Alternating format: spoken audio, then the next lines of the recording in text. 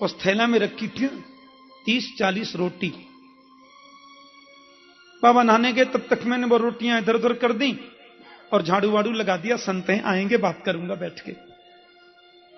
वो आकर कुटिया में बैठे और हमसे बोले, लाला मेरी रोटी कहां गई? मैंने कि बाबा वो तो हाथ से भी ना टूट रही, मैंने तो फेंक दी। अरे जी तुमने क्या किया? मैंने कि क्यों? बोले ये तो मेरी मधुकरी थी। मैंने कहा बाबा जब मधुकरी आपको मांगनी है तो रोज ताजी मांग लिया करो। तो संत बोले, मैं महीने में 1 दिन जाता हूं भिक्षा लेने ब्रजवासियों के घर से, 1 दिन भिक्षा लेता हूं। मैंने कहा रोज भिक्षा लेने में क्या आपत्ति है? तो संत बोले, रोज भिक्षा में ही पूरा टाइम निकल जाएगा तो भजन कब करेंगे? मैं तो बेटा महीने में 1 दिन भिक्षा लेने जाता हूं ब्रजवासियों के घर से, 1-1 रोटी, और 60 रोटी हो जाती है तो थैले में टांग देता हूं। रोटी सूख जाती हैं, रात्रि को सोने से पहले 2 रोटी निकालता हूं, उसके छोटे छोटे टुकड़े करके इस कटोरी में रख देता हूं, पानी भर देता हूं। सवेरे तक रोटी गल जाती है, पानी निकाल देता हूं, उसमें नमक डाल के खा लेता हूं। क्योंकि हम जीने के लिए खाते हैं, खाने के लिए नहीं जीते। जीना तो इसलिए है कि गोविंद ने ब्रजवास दिया है, तो जितने दिन रहेंगे भजन बनेगा। कितनी विचित्र बात है। एक बार कनेक्शन जिसका उधर जुड़ जाता है ना, फिर वो इन सब चीजों पर ध्यान नहीं देता है।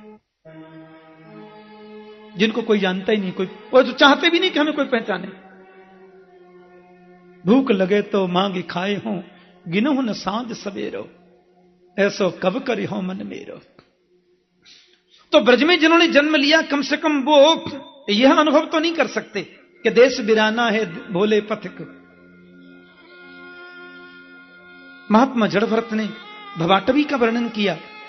ये संसार एक अटवी है, हम लोग व्यापारी हैं, हमारे पास बड़े बड़े रत्न हैं, मन है, बुद्धि है, और इन रत्नों को चुराने के लिए बड़े बड़े चोर इस अटवी में बैठे हैं। अविद्या, अस्मिता, राग, द्वेष, अभिनिवेश, अहमता, ममता, और इन सबसे अपने मनरूपी रत्न को बचा के रखना है, क्योंकि उससे आत्मचिंतन होगा, आत्मानुभूति होगी, भटकाव खत्म होगा, प्रभु को पा सकोगे। मना एव मनुष्याणाम कारणम बंध मोक्षयो, बद्धम तु विषयाशक्तम मुक्तम निर्विषयम मन। मन ही बंधन और मुक्ति का कारण है। जड़भरत जी महाराज ने बहुत सुंदर उपदेश किया। कमंडल उठाया, बाबा चलते बने। ये कहार लोग बोले, महाराज पालकी तैयार है, आप विराजिए। रघुगण बोले, जो तुम हो सो मैं हूं, जो मैं हूं वो तुम हो। फिर किसी कंधे पर बैठकर मैं क्यों चलूं? भगवान सुखदेव कहते हैं, राजन रघुगण को आत्मबोध हो गया। ऐसे मनीषी महापुरुषों के प्राकट्य की वजह से हमारी इस भूमि का नाम भारत भूमि है। इसको भारत बोलते हैं। भारत में 3 भरत हुए, ध्यान देना। एक दशरथ नंदन के कुमार श्रीमान भरत, दूसरे श्रीमद् भागवत जी के जड़ भरत, और तीसरे शकुंतला नंदन दुष्यंत कुमार श्रीमान चंद्रवंशीय भरत। इनमें पहले भरत हैं भक्ति योगी, दूसरे ये हैं ज्ञान योगी, और तीसरे होंगे कर्म योगी। इन 3 भरतों की आदर्शता से इस राष्ट्र का नाम भारत हो गया, जिसको बाद में ना समझो ने इंडिया कर दिया। इंडिया अब इंडिया का अर्थ क्या होता, वो इस पवित्र मंच पे तो मैं बता नहीं सकता। इंडिया का व्याकरण से अर्थ क्या होगा, ये तो मैं आपको कैसे बताऊं। पर आप इतना जरूर समझ लें कि इंडिया जो है ना, वो स्त्रीलिंग भी नहीं है, पुल्लिंग भी नहीं है, ये नपुंसकलिंग है। कितना सुंदर नाम था इस राष्ट्र का, भारत या हिंदुस्तान। इतना सुंदर किसी राष्ट्र का नाम दुनिया में नहीं है, इंडिया।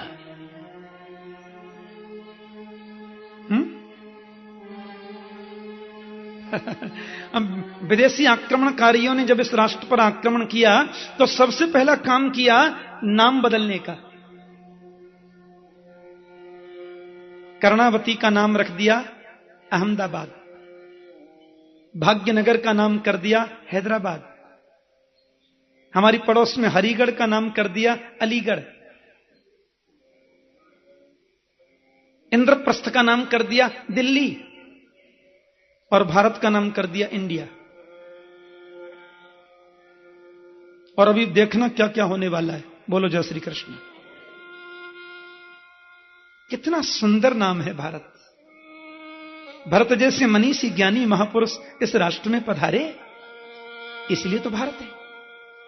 वैसे हमारी पृथ्वी पर 7 द्वीप हैं परीक्षित। सप्तद्वीपवती पृथ्वी। और 7 द्वीपों में एक जम्बूद्वीप है, और जम्बूद्वीप में फिर 9 वर्ष हैं। उन 9 वर्षों में एक भारतवर्ष है। सुखदेव जी बता रहे हैं। और राजन तत्रापि भारतम एवं वर्षम कर्म क्षेत्रम। इन 9 वर्षों में भारतवर्ष ही कर्म भूमि है। कर्म प्रधान विश्व रचि राखा, जो जस करहि सुतस फल चाखा। यहां जो भी कर्म करते हैं उनको फल तो भोगना पड़ता है। बुरा करेंगे तो बुरा, अच्छा करेंगे तो अच्छा। बुरे का फल नरक है, अच्छे का फल स्वर्ग है, और भक्ति का फल गोविंद। तो परीक्षित ने कहा भगवान ये नरक क्या होते हैं? थोड़ा 5 मिनट में जल्दी बता दूं मैं, कि वृंदावन में नरकों की ज्यादा वर्णन करना जरूरी नहीं है, पर कथा में नियम है इसलिए मैं संक्षिप्त कर देता हूं। परीक्षित ने पूछा नरकः भगवान किम देश विशेषा? ये नरक किसी देश का, प्रांत का, गांव का नाम है? क्या है नरक? सुखदेव स्वामी बोले हमारी भूमि से दक्षिण दिशा में 99,000 योजन की ऊंचाई पर 28 प्रकार के नरक हैं। एक योजन में 12 किलोमीटर होता है। 4 कोस का एक योजन होता है, तो 99,000 योजन कितना किलोमीटर हुआ आप गुणा कर लें। इतनी दूर यहां से दक्षिण में ऊपर नरक है। इसलिए कोई भी समझदार हिंदू अपने घर का दरवाजा दक्षिण की ओर नहीं रखता। हां, दक्षिण में द्वार वास्तु के हिसाब से भी उतना अच्छा नहीं मानते, क्योंकि दक्षिण में ही तो 28 नरक हैं।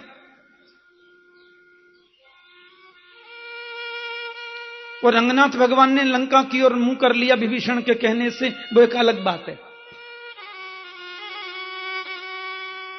अब यहां पर व्यक्ति जब पाप कर्म करता, ये मत सोचना कि कोई यहां तो पुलिस को दिया, डॉक्टर को दिया, वकील को दिया, सब खत्म, उधर कुछ नहीं चलता। अवश्यम एव भोक्तव्यम कृतम कर्म शुभाशुभम। जो किया है वो भोगना पड़ेगा, पक्की बात है।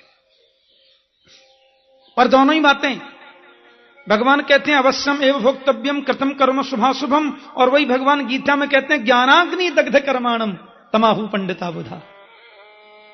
ज्ञान में जब तक प्रवेश नहीं है, भक्ति में जब तक पूरा प्रवेश नहीं है, तब तक तो आवागमन कर्मों का भोगना लगा ही रहेगा। ज्ञान रूपी अग्नि जिस दिन हृदय में प्रकट हो जाए, भक्ति के माध्यम से गोविंद के चरणों में समर्पित जिस दिन हो जाए, उस दिन आगे पीछे का सब हिसाब खत्म। बोलो जय श्री कृष्ण। जब तक वहां नहीं है तभी तक सब चल रहा है। अवश्यमेव भोक्तव्यम। तामिश्र, अंधतामिश्र, रौरव, महारौरव, कुंभीपाक, कालसूत्र, असिपत्न वन, ये सब नरकों के नाम है। 28 नरक हैं। जो व्यक्ति यहां पैसे लेके झूठी गवाही देते हैं वो तामिश्र नाम के नरक में जाते हैं, ऐसा लिखा है। जो पराई स्त्री, पराई धन को हरने की चेष्टा करते हैं वो तो अंधतामिश्र में जाते हैं। हाँ, और जो व्यक्ति दूसरों से घृणा करते हैं वो रौरव नरक में जाते हैं। एक रुरु नाम का कीड़ा होता है, इधर से घुसता है इधर से निकल जाता है, चलनी का जैसा शरीर बना देता है।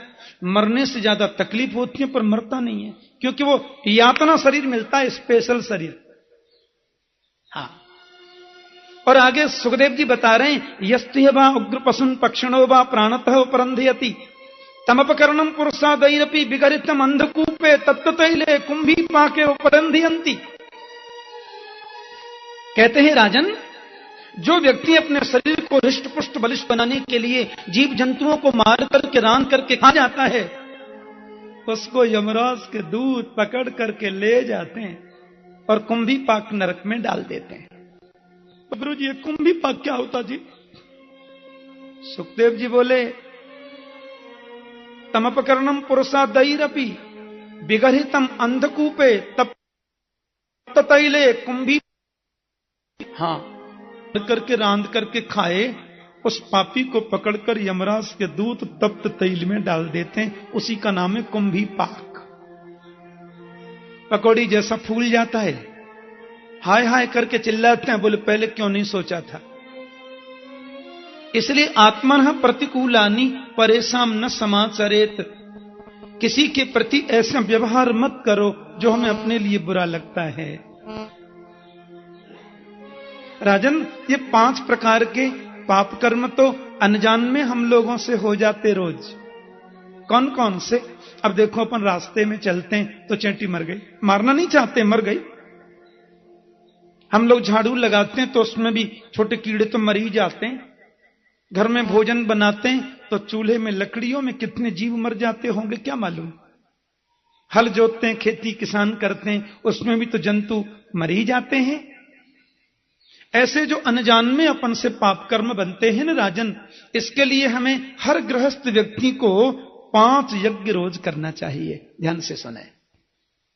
और हमारी माताएं यज्ञ कर सकते हैं। ये जो मारवाड़ी समाज के लोग होते हैं ना, ज्यादातर कथाएं भागवत के आयोजन हमारे उनमें ज्यादा होते। तो मैंने देखा है कि वो देश में विदेश में जहां भी रहते हैं, उस घर की महिलाएं इन 5 यज्ञों का निर्वहन कर ही लेती है। भोजन बनाओ तो सबसे पहली रोटी गौ माता के लिए निकालो, पहला यज्ञ हो गया। इसको बोलते हैं गौ ग्रास। भोजन बनने के बाद में रोटी के कुछ टुकड़े घी चीनी मिला के 5 बार अग्नि में डालो, ये दूसरा यज्ञ हो गया। अग्नि को जमा दिया। ज्यादा दूर नहीं जा सकते तो आटा 50 ग्राम ले लो, वृक्ष की जड़ों में चैंटी रहती हैं, उनको डाल दो, भंडारा हो गया चैंटियों का।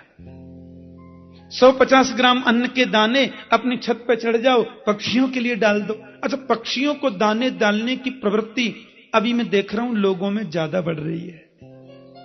भारत में अच्छे बड़े बड़े शहरों में लोग मॉर्निंग वॉक के लिए जाते हैं तो वहां पर भी मैं देखता हूं पक्षियों को डालते हैं। अच्छी बात है, डालना चाहिए।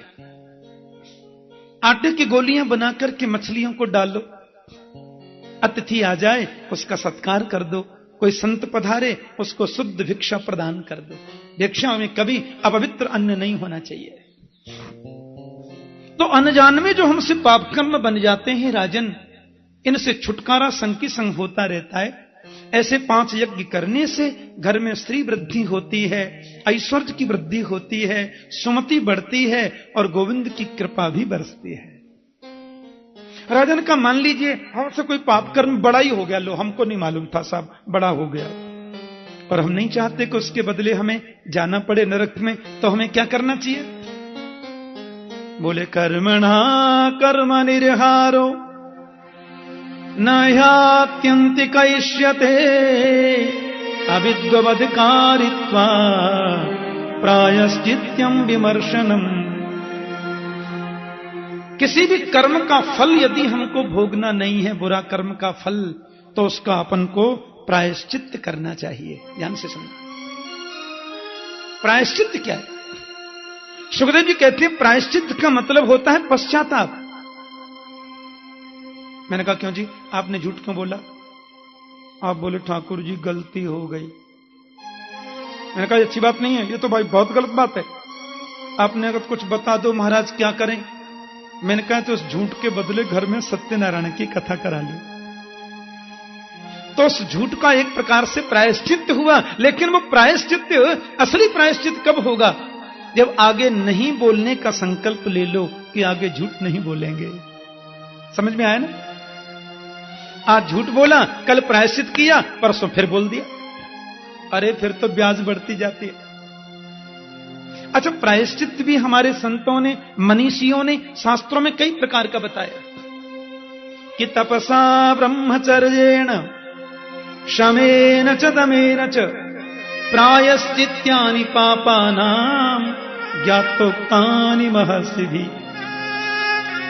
कोई तपस्या के द्वारा प्रायश्चित करता है, कोई ब्रह्मचर्य के द्वारा प्रायश्चित करता है, कोई यम नियम आसन प्राणायाम के माध्यम से प्रायश्चित करता है। लेकिन मुझे लगता है कि केचित केवलया भक्त्या वासुदेव परायण अघम धुन्वन्ति कार्ष्णेन निहारम इव भास्कर।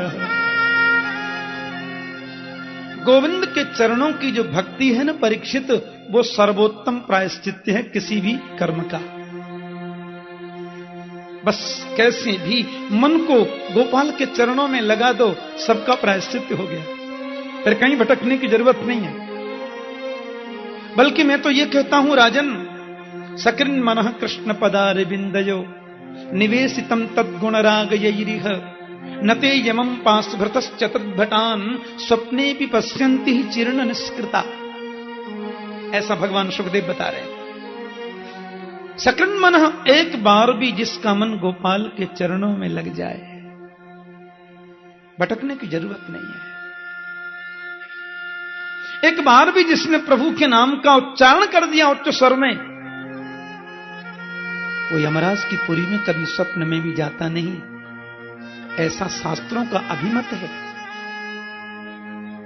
और मुझे एक बात याद आ गई राजन, कान्य कुब्जे द्विज कश्चित दासी पतिरजामिल नामना नष्ट सदाचारो दास्या संसर्ग दूषित। कान्यकुब्ज गोत्र में एक पंडित जी प्रकट हुए, ध्यान से सुनना। उनका नाम था अजामिल। बहुत अच्छी कथा है भागवत में, नाम महिमा।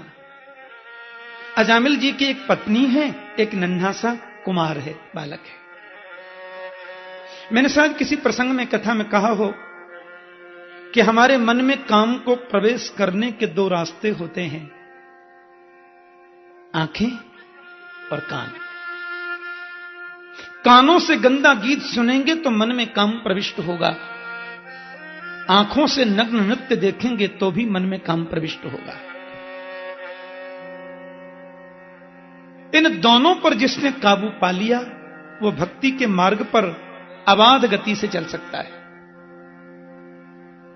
अजामिल सुंदर भी है, सुशील भी है, पढ़ा लिखा भी है, निश्चित रूप से विद्वान है, कर्मकांड में बड़ी प्रवृत्ति भी है, पर आंखें थोड़ी कमजोर हैं। आंखें कभी कभी बहक जाती हैं। बोलो जय श्री कृष्ण। जोर से बोलो ना, धीरे काहे को बोलते हो। वैष्णवों की एकादशी भी है आज। कई लोग, हम लोग तो प्राय दूसरे ही दिन आती है ना वैष्णवों की, उस दिन दिक्कत हो सकती है जय श्री कृष्ण बोलने में, पर फलाहार तो ठीक ही होता है। बोलो जय श्री कृष्ण। अजामिल की पत्नी सुंदर है, बच्चा भी अच्छा है। और एक बार ये कहीं गया था, किसी नर्तकी को देख लिया। हां, कोई बेश्या ही थी। हां, उसके गोरी चमड़ी को देखा सो पंडित जी फिसल गए और उसके पास जाकर के बोले कि तुम हमारे घर चलो। अब वो तो आ गई, पैसा चाहिए। और घर पे जैसी आई, उसने आते ही प्रश्न किया, ये कौन है? बोले हमारी धर्म पत्नी जी हैं। बोले पत्नी पत्नी रहेगी तो मैं नहीं रहती, या तो मेरे को रखो या पत्नी को रखो। ऐसा आकृष्ट हो गया ये ना समझ, उसकी गोरी चमड़ी पर अपनी पत्नी को त्याग दिया। एक बात कहूं, ये ज्यादा पढ़े लिखे लोग जो होते हैं ना, थोड़ा अंदर की बात बता रहा हूं, ये ज्यादा पढ़े लिखे लोग जो होते हैं ना, वो या तो कोई गलती करते नहीं है, और करते हैं तो फिर अव्वल दर्जे की करते हैं, छोटी मोटी नहीं करते। बोलो जय श्री कृष्ण। हाँ, ऐसी प्रवृत्ति हो जाती है। पत्नी को निकाल दिया, पढ़ा लिखा विद्वान आदमी है, और सवेरे संध्या वंदन करने बैठा, ब्राह्मण था, गायत्री मंत्र का जाप कर रहा है, तो वेश्या गणका डांट करके बोले क्या माला वाला लेकर आंख बंद करके बैठ जाते हो, ज्यादा पैसे कमा के लाओ ना। अब तो देखो अजामिल बदल गया, इसकी प्रवृत्ति बदल गई।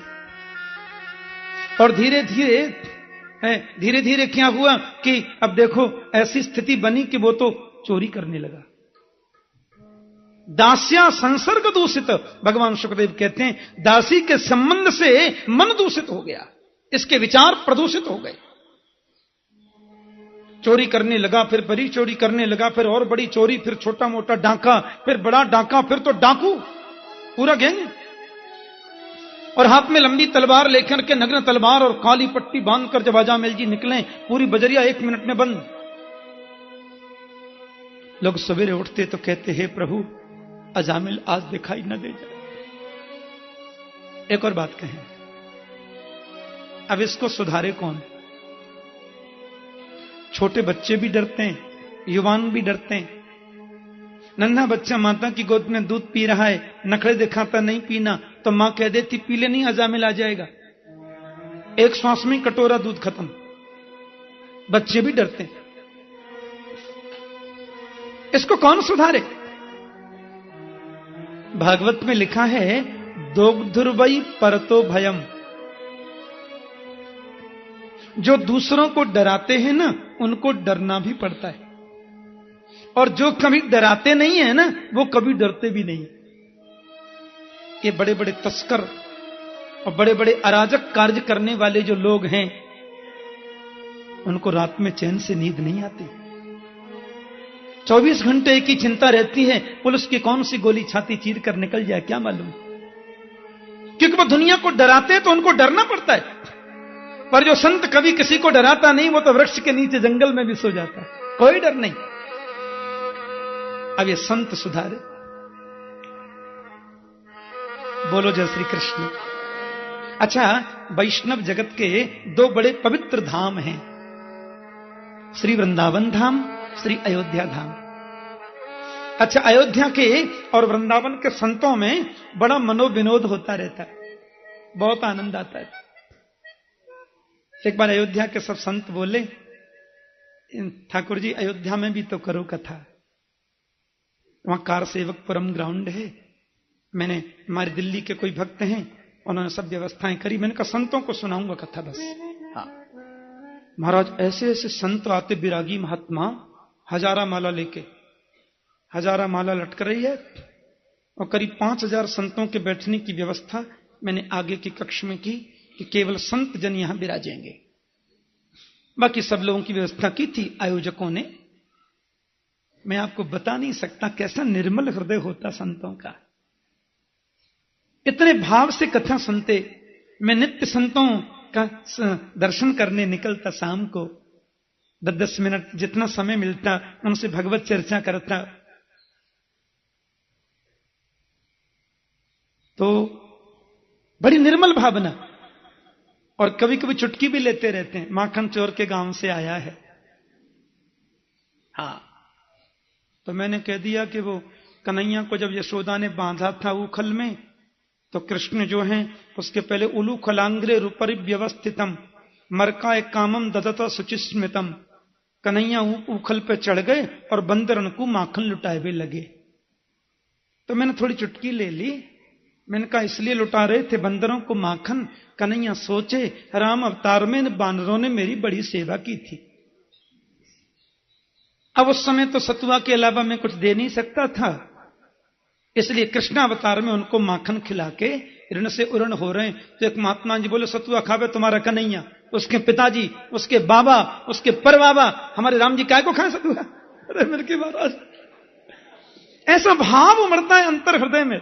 हाँ, श्री अवध के संत वृंदावन पधारते हैं, वृंदावन के संत अवध पधारते हैं और बड़ा आनंद लेते हैं। सब जानते हैं वही राम कृष्ण दो एक हैं, अंतर नहीं निवेश, इनके नयन गंभीर हैं, उनके चपल विशेष।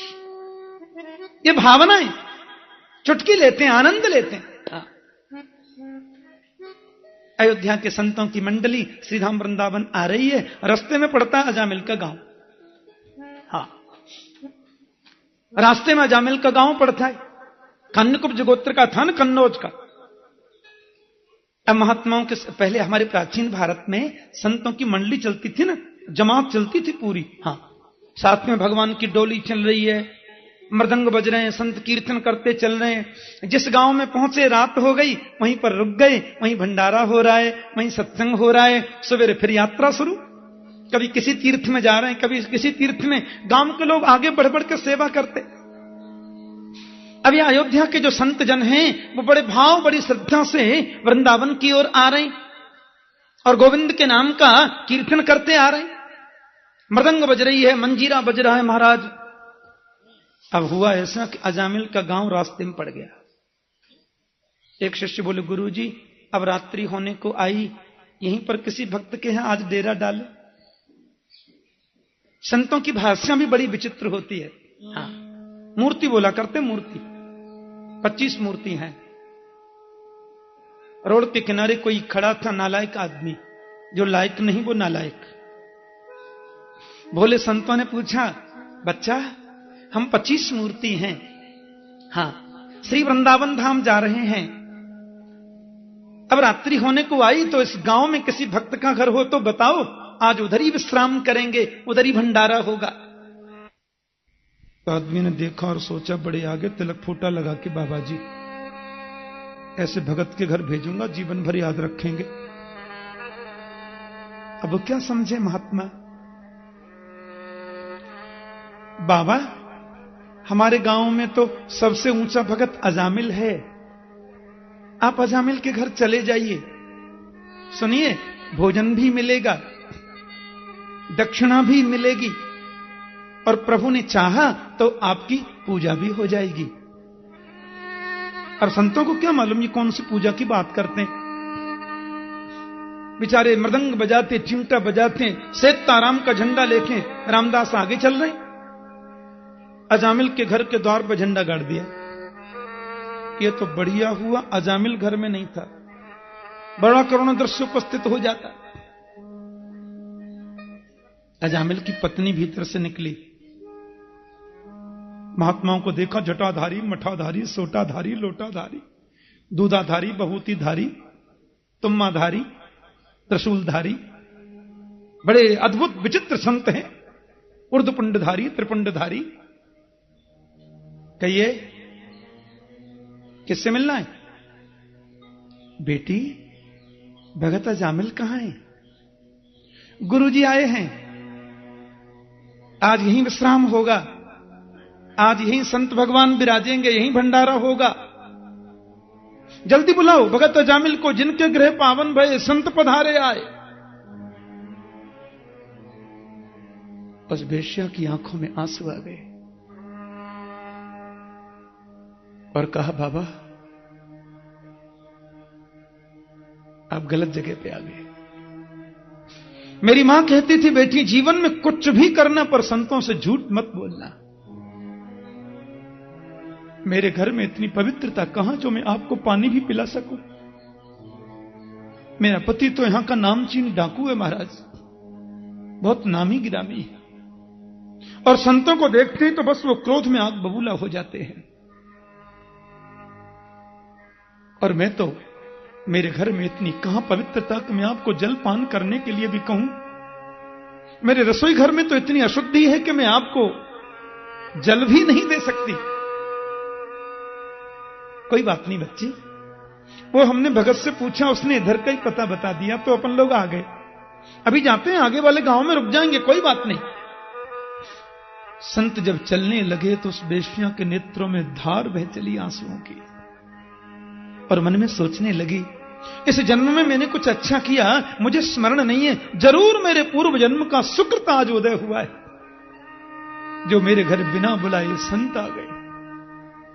पर देखो मेरा दुर्भाग्य, मैं संतों को जल भी नहीं पिला सकती। महात्मा लोग जा रहे थे, पीछे दौड़ी दौड़ी आई, महाराज जी रुकिए, और चरणों में गिर के बोली, बाबा एक बात बताओ, मैंने सुना है कि रसोई में अपवित्रता हो तो स्वयं उसमें भोजन नहीं बनाया जा सकता, लेकिन सूखा सामान दे दें तो उसमें तो कोई अपवित्रता नहीं है।